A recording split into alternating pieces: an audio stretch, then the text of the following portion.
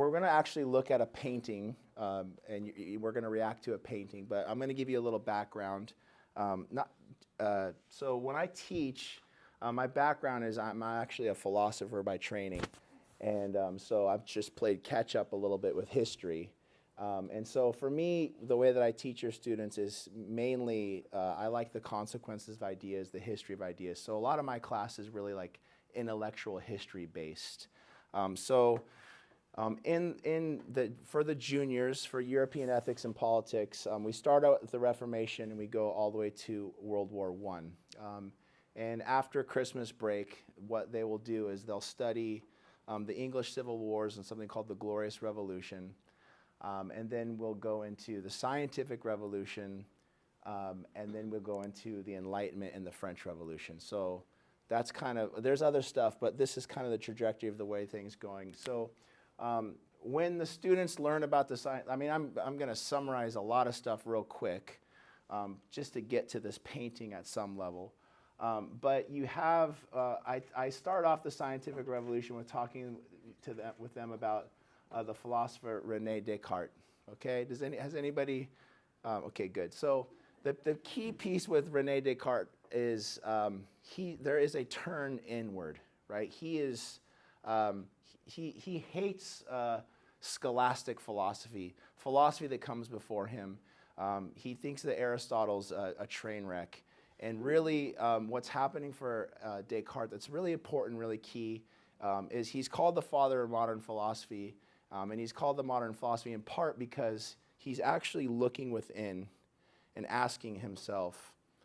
He's kind of the judge and jury of what's true.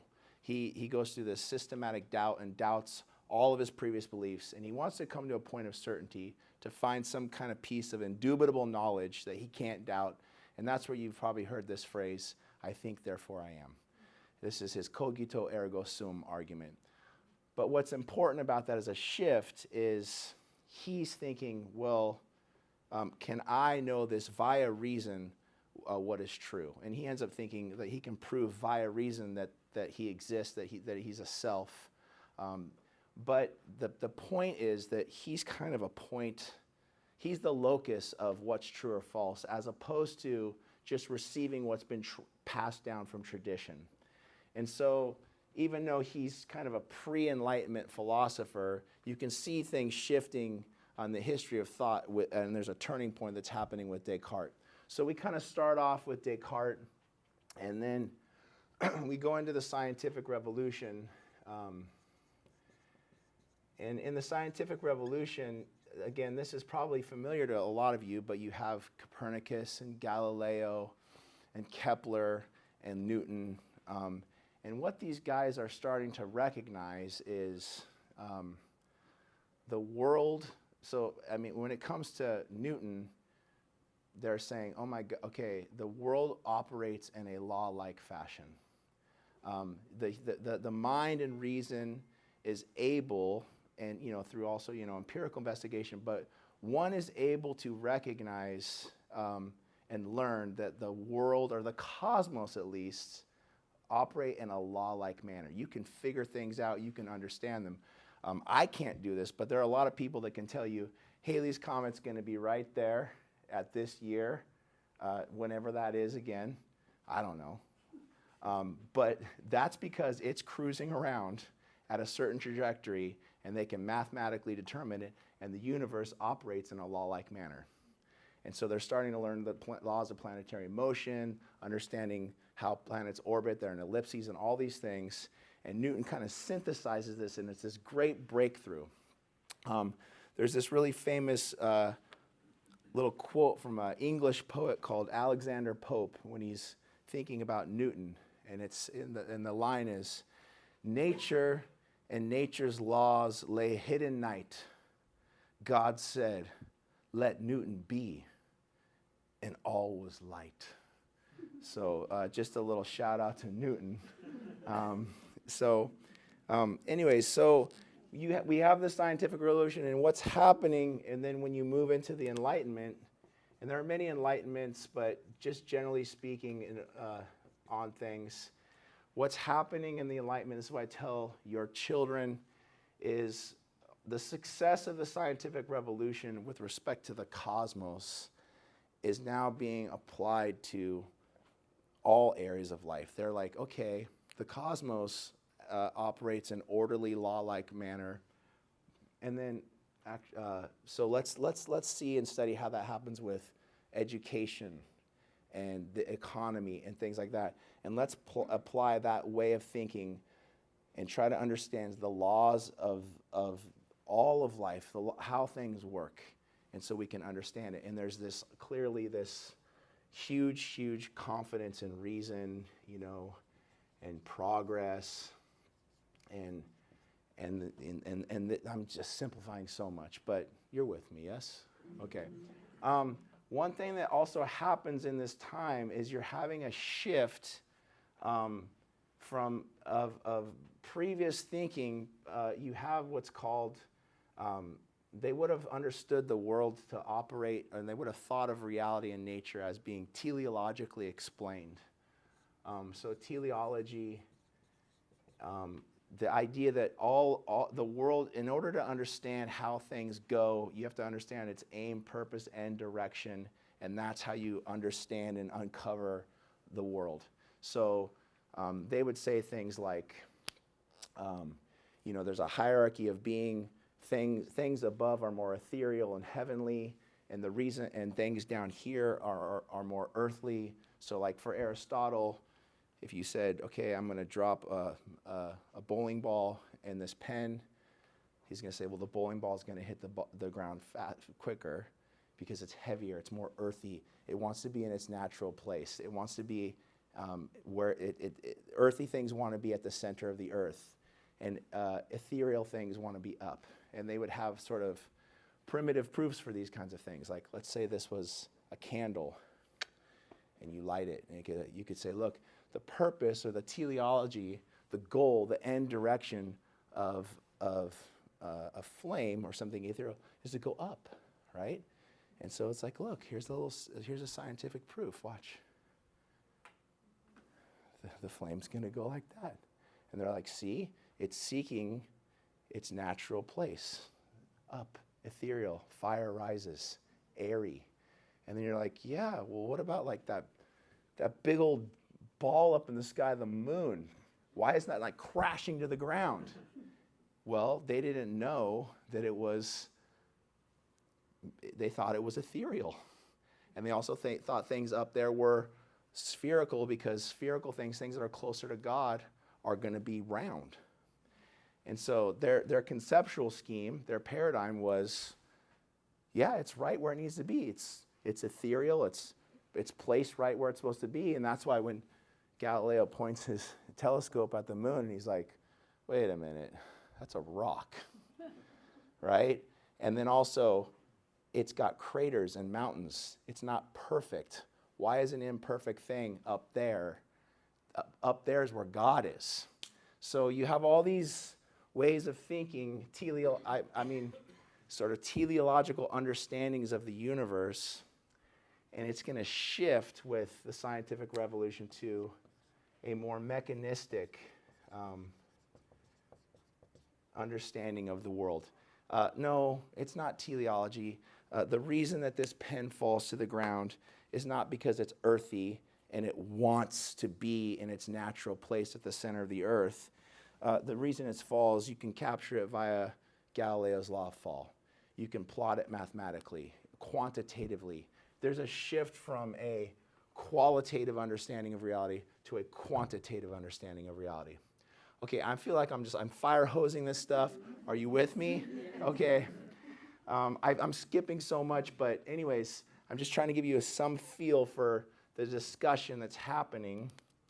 And then we move into the French Revolution with your kids, my students. And so if we're in the French Revolution movement, we've done a whole bunch of this stuff. And we talk about the French Revolution, and I gave you like a little, this is a handout that I give the kids. It's like a simplified view of, I just want to see what time it is here. It's a simplified view of the phases. There's sort of three main phases of the French Revolution. Does anybody recall the sort of cry of the French Revolution? 3 words. You got it? Okay, what do we got? Égalité. That's correct. Liberté. That's correct. And fraternité. Very good. Well done. Yeah. Liberté, égalité, fraternité, right? And it's idealistic and it's amazing. And so here, what ends up happening is, so we're going to kind of like focus down now. January 21st, 1793, Louis XVI, heir to 14 centuries of the French monarchy, which started with King Clovis in the 5th century. Heir to 14 centuries of French monarchies, guillotined. Boom. Killed. And this is a massive, major turning point in so many respects.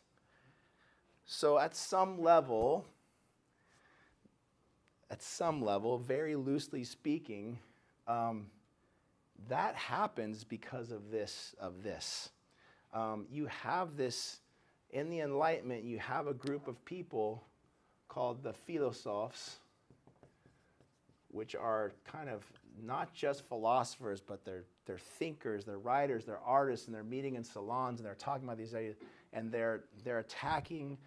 With the Enlightenment, you have these ideas of like just turning your backs on tradition and authority, and just what can reason tell us.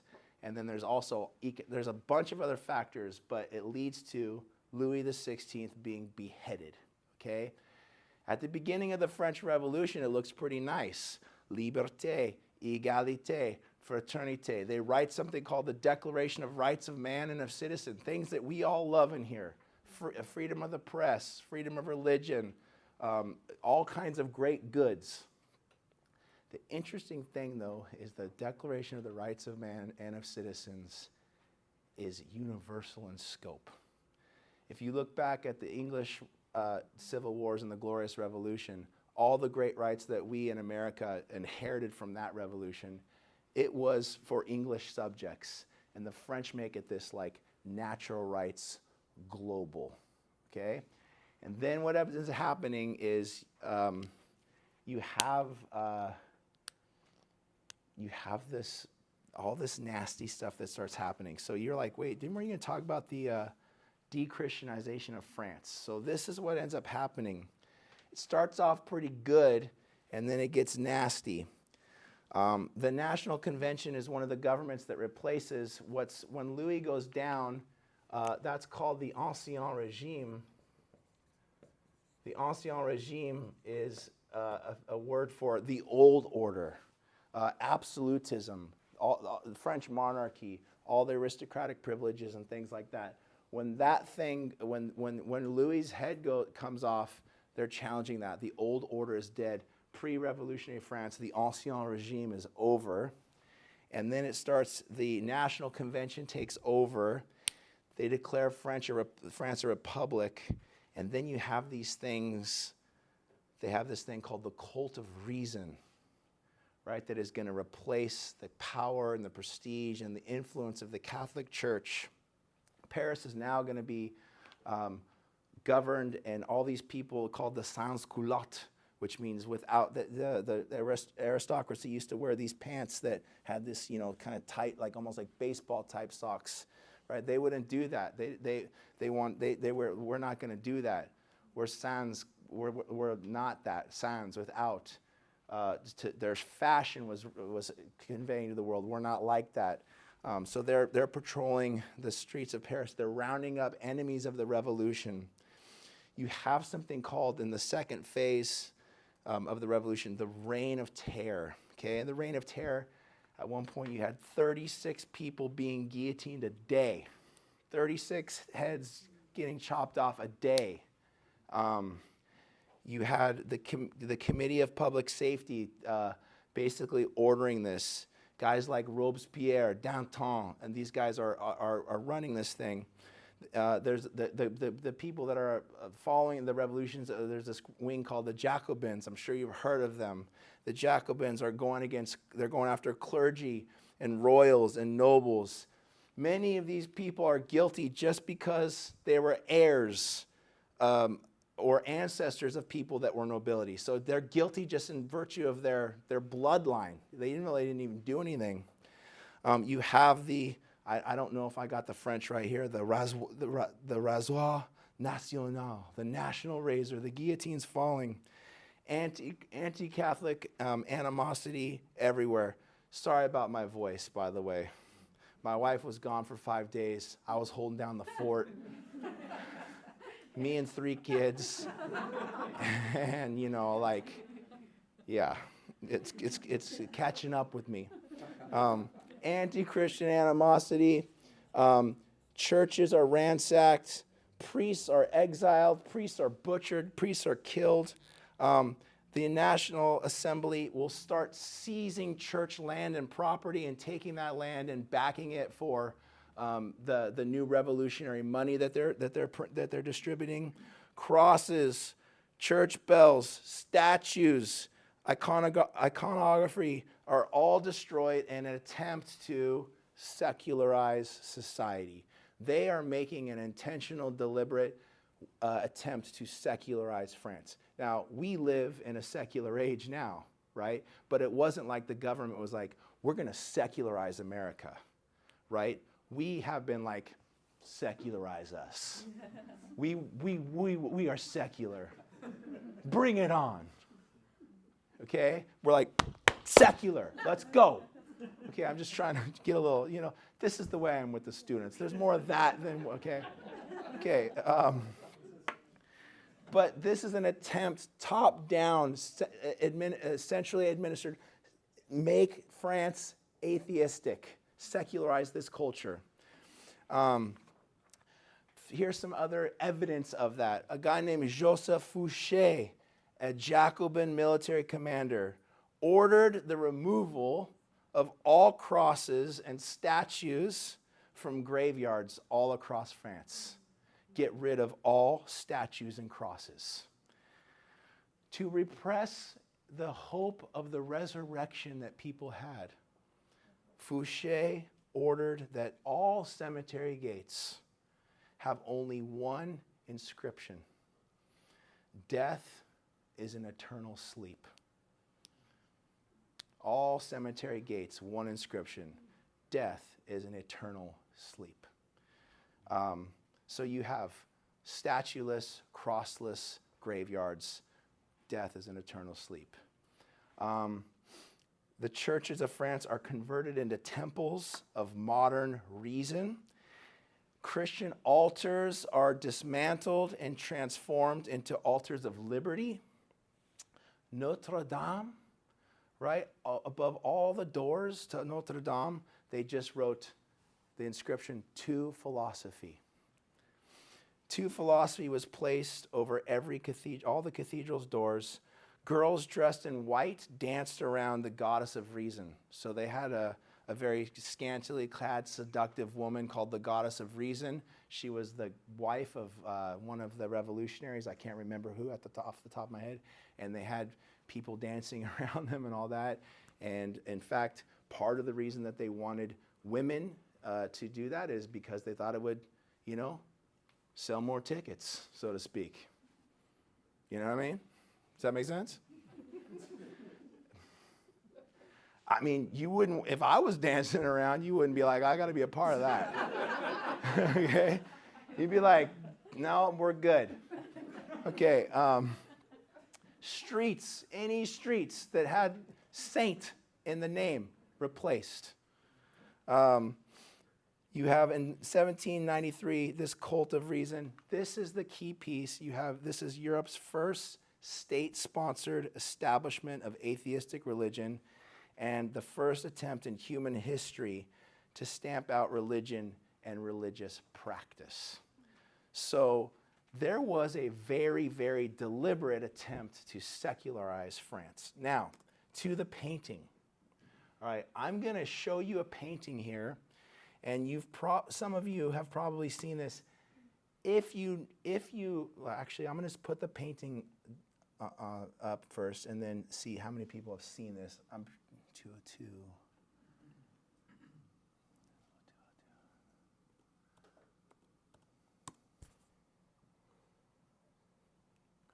Okay. Oh, that's not what I wanted to happen.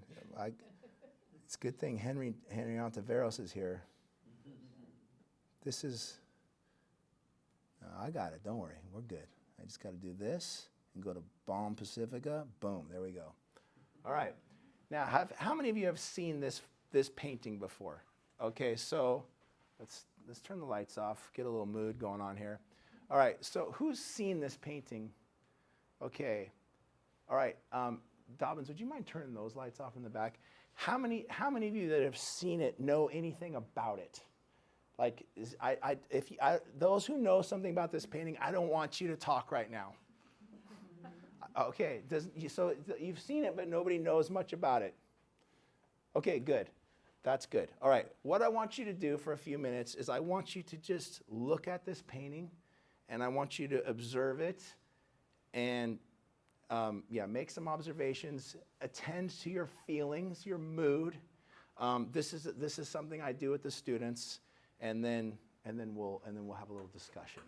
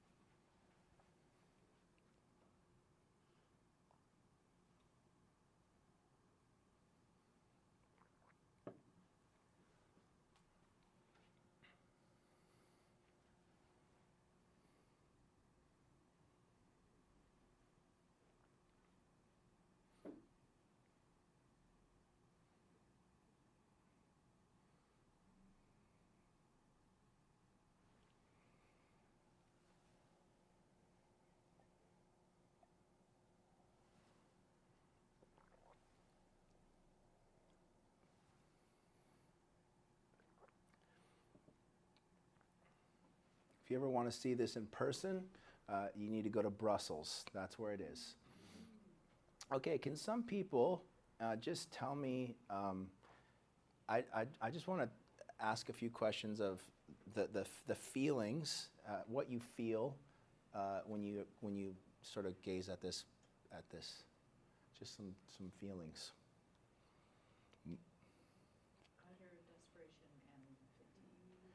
Okay, desperation and fatigue. Okay. And sadness. I mean, it's suicide. So you feel sad. So I want to know how you guys feel vis-a-vis this picture. You feel sad? Mm-hmm. Okay. To me, it's troubling because it shows a lot of paradoxes. It seems like he's dead, but he's still holding the paper.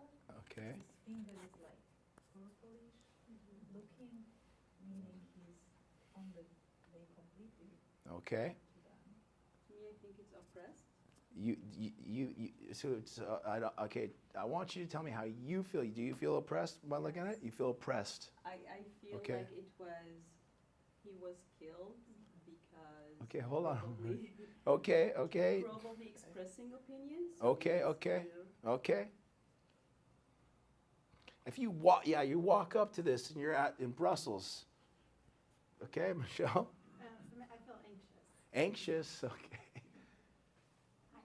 I agree with the paradox of emotion because there's a half smile on his face that almost shouldn't be there, and you're seeing a suicide that doesn't look like horror. To me, there looks like there's a contentment and a peace that's there that maybe shouldn't be there. But Okay, so there's a little interpretation going on there, right? You claim they're saying it's a suicide. I feel confused. Confused, okay. Yeah. What's going on? So, anybody else? I feel relief. I feel like there was relief. I'm glad he Yeah. got his words out. in that Okay, moment. okay. He dropped the pen Okay. and filled the page. So far I've only heard negative emotions. Relief was positive. Yeah. And contentment. Okay, relief, okay, yeah. I mean, any positiveness has to come from the negativeness of it, right? Like, I mean, whether he was murdered or suicide, you've got a dead man or a dying man, so any positiveness has to come from Okay. your own view of, oh, he's got the sweet release of death, the smile of the kiss of death on his face, and it's relief, and that's his suicide. So that's the only positive you can Okay. get from it, because the actual image itself is pure negative. Okay, The positive comes from the interpretation. okay, so now also start making observations, things that you see, and you can interpret if you want. Or is he dead? Did he kill himself? Or even just things that you see or notice about the painting. Well, he's He in a killed tub. himself because Okay, so Mr. Bacchus says he's in a tub. Okay, But he couldn't kill himself because the knife is next and his hands are full. So how can he switch? okay, interesting. Miss Walouche said it doesn't appear to be a suicide because the knife's here and his hands are occupied. There's blood on the letter there, so that kind of, Okay, looks like there might be some blood there. so He unless he bled like, himself out into the tub. It's contained in the tub. You've got the line of blood in the background. It's dripped from his chest onto the edge of the tub. Okay, He looks. dropped the knife down there. Okay. See the horizontal line of the red across? Right here? Yep. Yeah. Okay, other observations about the painting? Did you truncate it on the left? There's someone else over there shouldering? No, it's not, that's the full image, yeah. Yes? When I read about this, Yeah, I do that. remember You that can ask the the guy. Amara David means something. Okay, good. It means something, but I don't remember Amarat. what. Okay, good, very good. So there's some writing here. It says Amarat David, and then there's some writing here. Okay, good.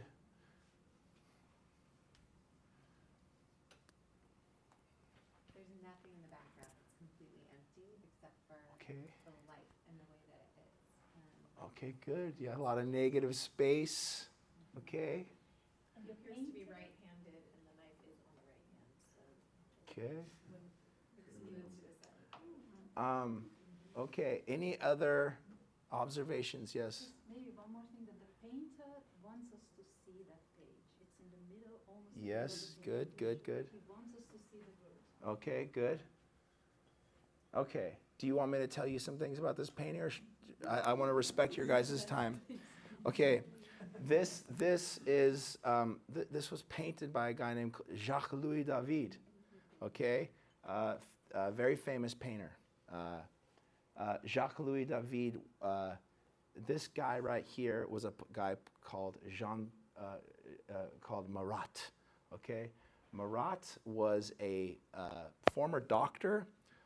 But he became a writer, a journalist in France. He was a strong, hardcore, friends with Robespierre. He was he had a journal called Friend of the People. He was a revolutionary, and he was very, very hardline, like kill, eliminate all counter-revolutionaries. He was a hardcore proponent of the Reign of Terror and all these things. And what happened with Jean-Paul Marat was he actually, the reason that he's in the bath is he had a skin condition. Okay, now I have not read Les Mis, but I've been told that in Les Mis that there's about 200 pages of Les Mis that's just about the sewer system of France. It's a very elaborate sewer system, and it's very large, and so he was hiding in the sewer system of France, of Paris, and he got a skin condition. And his skin condition was really, really bad. And he had to actually spend his time in a tub. So it is a bath. He had to, this is actually a real event that happened. This is, but it's idealized. He was in a bath, and he would do his work in the bath, because it was the only place of relief for him with this nasty skin condition. And a lady called Charlotte Corday, who was, there were two factions. A more moderate faction were called the Girondins, and he was more of a Jacobin. And she thought that they were getting too crazy and too out of hand. She wanted a more moderate version of the revolution. And so she manages to go into his apartment and get access, because she basically told a fib and said, "I got a list of people that we should eliminate." And she goes in, and he's in his bath, and she comes in and she kills him in the bath. This happened. She was guillotined 4 days later for doing it. But so yes, she did kill him. Now, he would not have had this beautiful skin because he had a nasty skin condition. But what's happening is, this is the French Revolution's pietà, okay? This is the French Revolution's secular martyrdom. Christian martyrdom was the thing in the past, and now martyrdom is being reframed and repurposed to be a secular martyrdom. This is what's happening in France. So you have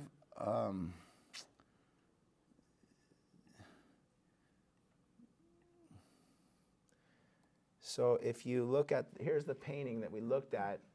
Again, you would expect angels and trumpets and light and God stuff, but Jacques-Louis David dedicates this to Marat. Oh, you can't see it there. It actually says year 2, because they renamed the calendars in the French Revolution. History started 2 years ago with the storming of the Bastille, and now it's year 2 of the revolution, because they're reordering society. There's no clear angelic God thing. It's this empty space, but you'll notice that Jacques-Louis David is actually echoing the Pietà in the Sistine Chapel, right? You notice the shape of Jesus' body, and Marat in the bathtub, right, is positioned in such a manner. You see, there's an echo there, right? And then he's also echoing the Italian Caravaggio, right? Caravaggio is the entombment of Christ. You have this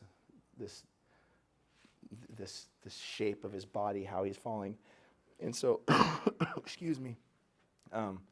This is Marat's way of honoring, showing Marat to be a saint, and so, anyways.